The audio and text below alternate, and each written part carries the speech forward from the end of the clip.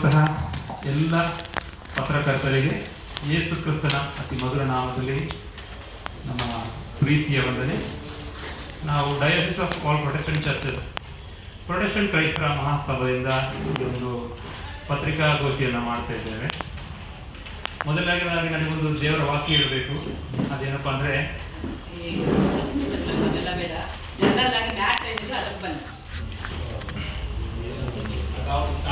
ವಾಕ್ಯ ಹೇಳ್ತಾ ಇದ್ದೇನೆ.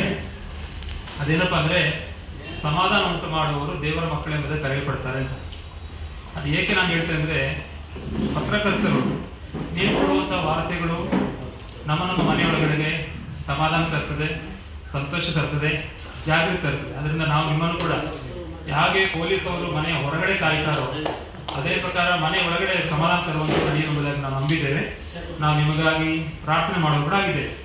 ಪ್ರತ್ಯೇಕವಾಗಿ ಇವತ್ತು ನಾವು ಮಾಡಿರುವಂತಹ ಈ ಒಂದು ಪತ್ರಿಕಾಗೋಷ್ಠಿ ಉದ್ದೇಶ ಏನಪ್ಪ ಅಂದರೆ, ಕಳೆದ ದಿನಗಳಲ್ಲಿ ಕರ್ನಾಟಕ ಸರ್ಕಾರದ ಮಾನ್ಯ ಮುಖ್ಯಮಂತ್ರಿಗಳು ತಂದಿರುವಂತಹ ಬಡ್ಜೆಟಲ್ಲಿ ಕ್ರೈಸ್ತರಿಗೆ ಆದಂತಹ ಅನ್ಯಾಯಕ್ಕೆ ಹೇಳಬೇಕಾದ್ರೆ ನನಗೆ ಆಗಿರುವಂತಹ ಅವರು ಕೊಟ್ಟದ ಬಡ್ಜೆಟ್ ಕೊಟ್ಟದ ಕೊರತೆಗಳ ಬಗ್ಗೆ ನಾವು ಸರ್ಕಾರದ ಗಮನಕ್ಕೆ ಈ ಪತ್ರಿಕೆ ಮೂಲಕವಾಗಿ ಮೀಡಿಯಾ ಮೂಲಕವಾಗಿ ಸರ್ಕಾರದ ಗಮನ ಸೆಳೆಯಬೇಕು, ಮಾತ್ರವಲ್ಲ ಸಾರ್ವಜನಿಕರ ಗಮನ ಕೂಡ ಸೆಳೆಯಬೇಕು ಎಂಬ ಉದ್ದೇಶದಿಂದ ಈ ಒಂದು ಪತ್ರಿಕಾಗೋಷ್ಠಿ ಮಾಡ್ತಾ ಇದ್ದೇವೆ. ನಾವು ಮೊದಲನೇದಾಗಿ ಕರ್ನಾಟಕ ಸರ್ಕಾರಕ್ಕೆ ಧನ್ಯವಾದ ತಿಳಿಸ್ತೇವೆ. ಯಾಕೆಂದರೆ ನಮಗೆ ಕ್ರಿಶ್ಚಿಯನ್ ಡೆವಲಪ್ಮೆಂಟ್ ಬೋರ್ಡ್ ಅಥವಾ ಕ್ರಿಶ್ಚಿಯನ್ ಕಮ್ಯುನಿಟಿ ಡೆವಲಪ್ಮೆಂಟ್ ಕಾರ್ಪೊರೇಷನ್ ಅನ್ನು ಸ್ಥಾಪನೆ ಮಾಡಿದ್ದಕ್ಕಾಗಿ ನಾವು ಸರ್ಕಾರಕ್ಕೆ ಧನ್ಯವಾದ ತಿಳಿಸ್ತೇವೆ. ಆದರೆ ಏನಾಗಿದೆ ಅಂದರೆ 2026-27ನೇ ವರ್ಷಕ್ಕೆ ನಮಗೆ ಕೊಟ್ಟದ ಬಡ್ಜೆಟಲ್ಲಿ ಕೇವಲ 96 ಕೋಟಿ ಮಾತ್ರನೇ ಮೀಸಲಿಟ್ಟಿದ್ದಾರೆ. ಅದಕ್ಕೆ ಮೊದಲು 250 ಕೋಟಿ ಮೀಸಲಿಟ್ಟರು ಕೂಡ ನಮ್ಮ KMDCಗೆ ಅವರು ಕೊಟ್ಟಿರುವಂಥದ್ದು ಕೇವಲ 85 ಕೋಟಿ. ಸೊ 165 ಕೋಟಿ ನಮಗೆ ಕೊಡಬೇಕು, ಅದು ಕೊಟ್ಟಿಲ್ಲ. ಆದರೆ ನಮಗೆ ಅಗತ್ಯಗಳು ಜಾಸ್ತಿ ಇದೆ, ಅಪ್ಲಿಕೇಶನ್ ಜಾಸ್ತಿ ಇದೆ. ಆದ ಕಾರಣ ಸರ್ಕಾರ ಅದನ್ನು ಮಾಡಬೇಕು ಅಂತೇಳಿ ನಾವು ಕೇಳ್ತೇವೆ. ಮೊದಲನೇದಾಗಿ ಆ 205 ಕೋಟಿ ಏನು ಕೊಟ್ಟಿದ್ರು ಅದನ್ನು ಬಾಕಿ ಉಳಿಸಲು ಕೊಡಬೇಕು. ಜೊತೆಗೆ ಅದರೊಟ್ಟಿಗೆ ಎಕ್ಸ್ಟ್ರಾ ನಮಗೆ ಇನ್ನೊಂದು 500 ಕೋಟಿ ಕೂಡ ಸರ್ಕಾರ ಆ ಇದೊಂದಿಗೆ ಕೊಡುವುದು ಮಾತ್ರವಲ್ಲ, ಅದನ್ನು SC ST TSP ಮಾದರಿಯಲ್ಲಿ ಕಾನೂನು ತಂದು ಆ ದುಡ್ಡನ್ನು ದುರುಪಯೋಗ ಆಗದಾಗಿ ಕೂಡ ನೋಡಬೇಕೆಂಬುದನ್ನು ನಾವು ಈ ಮೂಲಕ ನಿಮ್ಮ ಮುಖಾಂತರ ಕೇಳಿಕೊಳ್ತೇವೆ. ಎರಡನೇದಾಗಿ ನಮಗೆ ಸಮಾಧಿ ಸ್ಥಳಗಳಿಲ್ಲ. ಬ್ರಿಟಿಷರ ಕಾಲದಲ್ಲಿ ಕೊಟ್ಟಂಥ ಸಮಾಧಿ ಸ್ಥಳಗಳು ಮಾತ್ರ ಇರುವಂಥದ್ದು. ಅದನ್ನು ಕೂಡ ನಮ್ಮ ಕ್ರೈಸ್ತ ಸಂಘಟನೆ ಇರುವಂತಹ ಬೇರೆ ವಿಭಾಗಗಳು ಅದರ ಮೇಲೆ ಆಡಳಿತ ನಡೆಸಿಕೊಂಡು ನಮ್ಮಂತಹ ಸ್ವತಂತ್ರವಾಗಿರುವಂತಹ ಚರ್ಚ್ಗಳಿಗೆ ಅಥವಾ ಪ್ರೊಟೆಸ್ಟೆಂಟ್ ಚರ್ಚ್ಗಳಿಗೆ ನಮ್ಮ ಯಾರಾದರೂ ಮರಣ ಹೊಂದಿದರೆ ಅವರ ಸಮಾಧಿ ಕಾರ್ಯ ಮಾಡೋಕ್ಕೆ ನಮಗೆ ಕಷ್ಟ ಆಗ್ತಾ ಇದೆ. ಆದ ಕಾರಣ ಸಮಾಧಿ ಕಾರ್ಯ ಜಾಗಗಳು ನಮಗೆ ಸರಿಯಾದ ಜಾಗದಲ್ಲಿ ಗುರುತಿಸಿ ಕೊಡಬೇಕೆಂಬುದು ಕೇಳಿಕೊಳ್ತೇವೆ. ಎರಡನೇದಾಗಿ ಕರ್ನಾಟಕ ಕ್ರಿಶ್ಚಿಯನ್ ಕಮ್ಯುನಿಟಿ ಡೆವಲಪ್ಮೆಂಟ್ ಕಾರ್ಪೊರೇಷನಲ್ಲಿ ಪ್ರೊಟೆಸ್ಟೆಂಟ್ ಕ್ರೈಸ್ತರ ಪ್ರಾತಿನಿಧ್ಯತೆ ಇಲ್ಲ. ಅಂದರೆ ನಾವೇನು ಪೆಂಟೆಕೋಸ್ಟಲ್ ಮತ್ತು ಇಂಡಿಪೆಂಡೆಂಟ್ ಚರ್ಚ್ ಅಂತ ಕರೀತೀವಿ, ಅವರ ಒಂದು ಪ್ರಾತಿನಿಧ್ಯ ಅದರಲ್ಲಿಲ್ಲ. ಆದ ಕಾರಣ ಅದನ್ನು ಕೂಡ ನಾವು ಈ ಸರ್ಕಾರ ಗಮನವಿಟ್ಟು ಕೊಡಬೇಕು ಅಂತ ಕೇಳ್ತೇವೆ. ಯಾಕೆ ನಾವು ಜನಸಂಖ್ಯೆಯಲ್ಲಿ ಜಾಸ್ತಿ ಇದ್ದೇವೆ. ಸರ್ಕಾರದ ಲೆಕ್ಕದಲ್ಲಿ ಇರುವಂಥದ್ದು ಕೇವಲ 11 ಲಕ್ಷ ಕ್ರೈಸ್ತರು, ಅದು ಮೂಲ ಕ್ರೈಸ್ತರಾಗಿದ್ದರೆ ಉಳಿದಂತಹ ನಾವು 50 ಲಕ್ಷದಷ್ಟು ಜನಸಂಖ್ಯೆ ಇರುವವರನ್ನ ಅವ್ರೇನು ಮಾಡಿದರೆ ಬೇರೆ ಬೇರೆ ಜಾತಿಗಳಲ್ಲಿ ಸೇರಿಸಿಬಿಟ್ಟಿದ್ದಾರೆ. ಅಂದರೆ ಒಕ್ಕಲಿಗರದ್ದು ಯಾರಾದರೂ ಸ್ವಾಮಿ ತಿಳ್ಕೊಂಡ್ರೆ ಅವ್ರನ್ನ ಒಕ್ಕಲಿಗ ಕ್ರೈಸ್ತರು, ಬ್ರಾಹ್ಮಣ ಕ್ರೈಸ್ತರು, ಲಿಂಗಾಯತ ಕ್ರೈಸ್ತರು ಅಂತೇಳಿ ಆ ಒಂದು ಜಾತಿಯೊಳಗೆ ಸೇರಿಸಿಬಿಟ್ಟು ಅಲ್ಲಿ ಒಕ್ಕಲಿಗರ ಬೆನಿಫಿಟ್ ಸಿಗಲ್ಲ, ಈ ಕಡೆ ಕ್ರೈಸ್ತರ ಬೆನಿಫಿಟ್ ಸಿಗಲ್ಲ. ಜೊತೆಗೆ ಅದನ್ನ ಏನು ಮಾಡಿದ್ರೆ ಅಂದರೆ 3B ಜೊತೆ ಸೇರಿಸಿಬಿಟ್ಟಿದ್ದಾರೆ.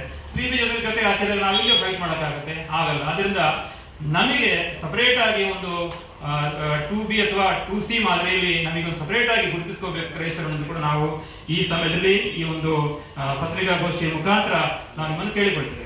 ಅದೇ ಪ್ರಕಾರ ನಮಗೆ ಕ್ರೈಸ್ತ ಸಮುದಾಯ ಭವನಗಳಿಲ್ಲ. ಇಲ್ಲಿ ನೋಡಬೇಕಾದ್ರೂ ಕೂಡ ನಮ್ಮ ಚರ್ಚ್ಗಳಲ್ಲಿ ನಾವು ಮಾಡ್ತೀವಿ, ಇರುವಂಥ ಸ್ವಲ್ಪ ಜಾಗ ಅಷ್ಟೇ ಹೊರತು ನಾವು ಇಂಡಿಪೆಂಡೆಂಟ್ ಆಗಿರುವಂತಹ ಪ್ರೊಟೆಸ್ಟೆಂಟ್ ಕ್ರೈಸ್ತರಿಗೆ ನಮಗೆ ಸಮುದಾಯ ಭವನಗಳಿಲ್ಲ.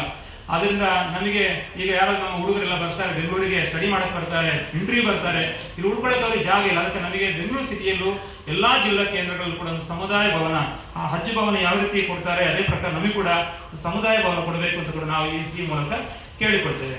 ಅದೇ ಪ್ರಕಾರವಾಗಿ ನಮ್ಮಲ್ಲಿರುವಂತಹ ಸೇವಕರು ಅಂದರೆ ಪಾಸ್ಟರ್ಗಳು ಏನು ಕರಿತೀವಿ, ಉಳಿದೆಲ್ಲ ಪಂಗಡದ ಗೌರವಾನ್ವಿತ ಅರ್ಚಕರಿಗೆ, ಪೂಜಾರಿಗಳಿಗೆ, ಮೌಲ್ಯಗಳಿಗೆಲ್ಲ ಸರ್ಕಾರ ಅವರಿಗೆ ಮಾಸಿಕ ಗೌರವ ಕೊಡುವ ರೀತಿಯಲ್ಲಿ ನಮ್ಮ ಸೇವಕರು ಕೂಡ ನಾವು ಕೂಡ ಸಮಾಜವನ್ನು ಒಡೆಯುವ ಕೆಲಸ ಮಾಡ್ತಾ ಇಲ್ಲ, ಬದಲಾಗಿ ಸಮಾಜಕ್ಕೆ ಒಳ್ಳೆಯ ಮಾತನ್ನೇ ಹೇಳ್ತಾ ಇದ್ದೀವಿ. ನಮ್ಮ ಕಮ್ಯುನಿಟಿಯಿಂದ ಸ್ಕೂಲಲ್ಲಿ ಕಲಿತವರೆಲ್ಲ ಕೂಡ ಒಳ್ಳೆ ಒಳ್ಳೆ ನೆಲೆಗಳಿದ್ದಾರೆ. ಅದಕ್ಕೆ ನಮ್ಮ ಸೇವಕರಿಗೆ ಕೂಡ ಆ ರೀತಿ ಒಂದು ಸಹಾಯವನ್ನು ಮಾಡಬೇಕು ಕೊಡಬೇಕು ಅಂತ ನಾವು ಕೇಳ್ತೇವೆ. ಜೊತೆಗೆ ಈಗಾಗಲೇ ನೋಡಿದಿರಾ, ನಾವು ಇನ್ನೊಂದು ಸಂಘಟನೆಯವರು ಬಂದು ಮತ ನಿಷೇಧ ಬಗ್ಗೆ ಕೇಳಿದರು. ನಮಗೆಲ್ಲ ಬಂದ್ಬಿಟ್ಟು ನಾವು ಕ್ರೈಸ್ತರು ಒಂದು ಕೆನ್ನೆ ತೋರಿಸಿ ಇನ್ನೊಂದು ಕೆನ್ನೆ ತೋರಿಸ್ತೇವೆ ಅಂತ, ಒಂದು ಕೆನ್ನೆ ಹೊಡೆದ್ರೆ ಇನ್ನೊಂದು ಕೆನ್ನೆ ತೋರಿಸ್ತೇವೆ ಎಂಬ ಕಾರಣಕ್ಕಾಗಿ ಎಲ್ಲರೂ ನಮ್ಮ ಮೇಲೆ ದಬ್ಬಾಳಿಕೆ ಮಾಡ್ತಾರೆ.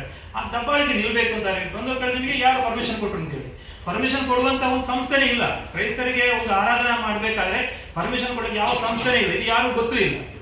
ಬಂದು ಕೇಳಿದ್ರೆ ನೀವು ಯಾರು ಪರ್ಮಿಷನ್ ಕೊಟ್ಟರು ಅಂತ ಹೇಳಿ, ಪರ್ಮಿಷನ್ ಕೊಡೋ ಸಂಸ್ಥೆ ಇಲ್ಲ. ಒಂದ್ ಕಡೆ ಮುಜರಾಯಿ ಇಲಾಖೆ ಅಂತ ಹೇಳಿದ್ರೆ ಅವರು ದೇವಸ್ಥಾನಗಳ ಆಡಳಿತ ನಡೆಸ್ತಾರೆ, ವಕ್ಫ್ ಬೋರ್ಡ್ ಇರ್ತದೆ, ಮುಸ್ಲಿಮರಿಗೆ ಆಡಳಿತ ನಡೆಸ್ತಾರೆ, ಹಾಗೆ ವೃತ್ತಿ ಇದೆ. ನಮಗೆ ಆ ರೀತಿ ಒಂದು ಸಂಸ್ಥೆ ಇಲ್ಲ. ಮಾತ್ರವಲ್ಲ, ನಿಮ್ಮ ಮನೆಯಲ್ಲಿ ನಮ್ಮ ಮನೆಯಲ್ಲಿ ಒಂದು ಪೂಜೆ ಮಾಡ್ಬೇಕಾದ್ರೆ, ಒಂದು ಆರಾಧನೆ ಮಾಡ್ಬೇಕಾದ್ರೆ, ಇನ್ನೊಬ್ಬರಿಗೆ ತೊಂದರೆ ಆಗದಂಗೆ ಮಾಡಬೇಕಾದ್ರೆ ಅದಕ್ಕೆ ನಾವು ಒಂದು ಪರ್ಮಿಷನ್ ಬೇಕು. ಎಲ್ಲ ಕೋರ್ಟ್ಗಳು ಕೂಡ ಅದು ಅಗತ್ಯ ಇಲ್ಲ ಅಂತ ಹೇಳಿದ್ರು ಕೂಡ ಸಾರ್ವಜನಿಕರ ದಬ್ಬಾಳಿಕೆ ಆಗ್ತದೆ. ಅದಕ್ಕೆ ನಮ್ಮ ಸೇವಕರುಗಳಿಗೆ ಯಾರೇ ಪಾಸ್ಟರ್ಗಳಿದ್ದಾರೆ ಅವರಿಗೆ ಒಂದ ಸರ್ಕಾರ ಒಂದು ಐಡೆಂಟಿ ಕಾರ್ಡ್ ಕೊಡಬೇಕು.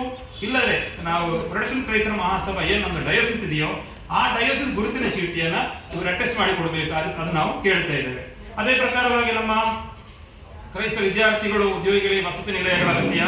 ಆಮೇಲೆ ನಮ್ಮ ಕ್ರೈಸ್ತ ಪರಂಪರೆ ಅದು ತುಂಬಾ ದೇಶಕ್ಕೆ ತುಂಬಾ ನಾವು ಚೇಂಜ್ ಆಗ್ತಾ ಇರ್ತದೆ. ಆದ್ರೆ ಹೆಸರು ಚೇಂಜ್ ಆದರೆ ಪರವಾಗಿಲ್ಲ, ಅದು ನಮ್ಮ ಒಂದು ಸಂಸ್ಕೃತಿ ಉಳಿಸಕ್ಕೆ ಅಂತ ನಾವು ಭಾರತ ಸಂಸ್ಕೃತಿ ಎತ್ತಿ ಹಿಡಿಯಕ್ಕೆ ಅಂತ ತಿಳಿದುಕೊಳ್ಳೋಣ. ಆದ್ರೆ ಈಗ ಈ ರೀತಿ ಇತ್ತು ಅಂತ ಹೇಳಿ ಒಂದು ಚರಿತ್ರೆ ಅಥವಾ ಪರಂಪರೆಯದೊಂದು ಏನೋ ಒಂದು ಸಂಗ್ರಹಾಲಯ ಬೇಕೆಂಬುದು ಕೂಡ ನಾವು ಈ ಮೂಲಕ ಕೇಳ್ತೇವೆ. ಅದೇ ಪ್ರಕಾರ ಕ್ರೈಸ್ತ ಒಂದು ಅಧ್ಯಯನ ಮತ್ತು ಸಾಂಸ್ಕೃತಿಕ ಕೇಂದ್ರಗಳು ಬೇಕು. ನಮ್ಮ ಯುವಕರಿಗೆ ಕೌಶಲಾಭಿವೃದ್ಧಿ ಕಾರ್ಯಕ್ರಮಗಳು ಬೇಕು. ಅದೇ ಪ್ರಕಾರವಾಗಿ ನಾನು ಆಗಲೇ ಹೇಳಿದಾಗೆ ಕ್ರೈಸ್ತರಿಗೆ ಪ್ರತ್ಯೇಕ ಮೀಸಲಾತಿ ವರ್ಗ ನಮಗೆ ಬೇಕು. ಈಗಾಗಲೇ ನಮ್ಮ ಇನ್ನೊಂದು ಸಂಘಟನೆ ಕೇಳಿದಾಗೆ ಮತಾಂತರ ವಿರೋಧಿ ಏನು ಕಾಯ್ದೆ ಮಾಡಿದರೆ ಅದನ್ನ ಪರಿಪೂರ್ಣವಾಗಿ ರದ್ದುಪಡಿಸಬೇಕೆಂಬುದನ್ನು ನಾವು ಕೇಳ್ತೇವೆ. ಯಾಕೆಂದ್ರೆ ಅದನ್ನ ತುಂಬಾ ದುರುಪಯೋಗ ಆಗ್ತಾ ಇದೆ. ಆ ಒಂದು ಕಾನೂನು ದುರುಪಯೋಗ ಮಾಡ್ತಾರೆ. ಅದರಲ್ಲಿ ಮಾಡಿದ ಕಾನೂನಲ್ಲಿ ಯಾವುದು ಕೂಡ ಕ್ಲಾರಿಟಿ ಇಲ್ಲ. ಅವ್ರ ಆಸೆ ಆಮಿಷ, ಯಾವ ರೀತಿ ಆಸೆ ಆಮಿಷ ಅಥವಾ ಏನು ವಿಷಯಗಳು ಅದರ ಬಗ್ಗೆ ಕ್ಲಾರಿಟಿ ಇಲ್ಲ.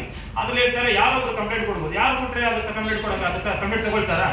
ಬಡವ ಯಾರು ಕೊಟ್ಟರೆ ಕಂಪ್ಲೇಂಟ್ ತಗೊಳ್ತಾರೆ, ಉಳಿದರ ಕಂಪ್ಲೇಂಟ್ ಯಾರು ಕೊಟ್ಟರೆ ತಗೊಳ್ಳಲ್ಲ. ಅದರಿಂದ ಆ ರೀತಿ ಅದಕ್ಕೆ ಒಂದು ಕ್ಲಾರಿಟಿ ಕೊಡಬೇಕು. ಹೌದು, ಒತ್ತಾಯ ಮುಖಾಂತರ ಮತಾಂತರ ಮಾಡಿದ್ರೆ ನಾವೇ ವಿರೋಧ.